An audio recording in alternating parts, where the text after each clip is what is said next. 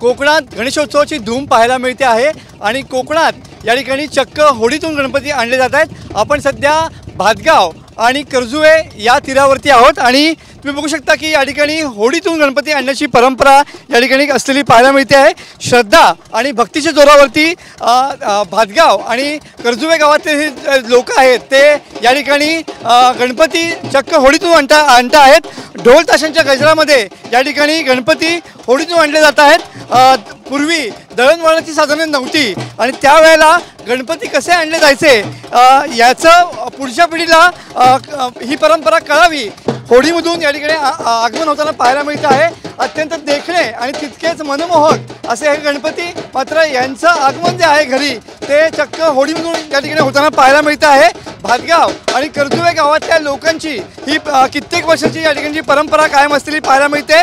श्रद्धा आणि भक्तीच्या जोरावरती हे ग्रामस्थ जे आहेत ते गणरायाला या ठिकाणी बोटीतून घेऊन येतात। ढोल ताशांच्या गजरात या ठिकाणी वाजत गाजत चक्क होडीमधून या गणरायांचं आगमन होताना पाहायला मिळतं आहे।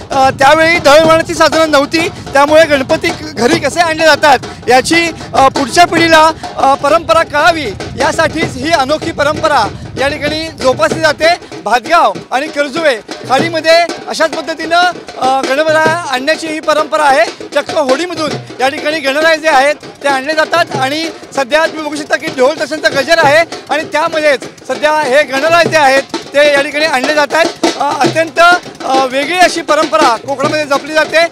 कोकणात घरी गणपती आणण्याच्या अगोदर हे गणपती होडीतून या ठिकाणी आणण्याची परंपरा आहे। कोळी बांधव किंवा खारवी समाजामध्ये ही परंपरा आहे, कारण कोकणातलं आराध्य दैवत हे गणराय आहेत आणि त्याचमुळं या गणरायांचं आगमन चक्क होडीमधून होताना पाहायला मिळतं आहे। कॅमेरामन समित गजनेसह मनोज लेले, TV9 मराठी, रत्नागिरी।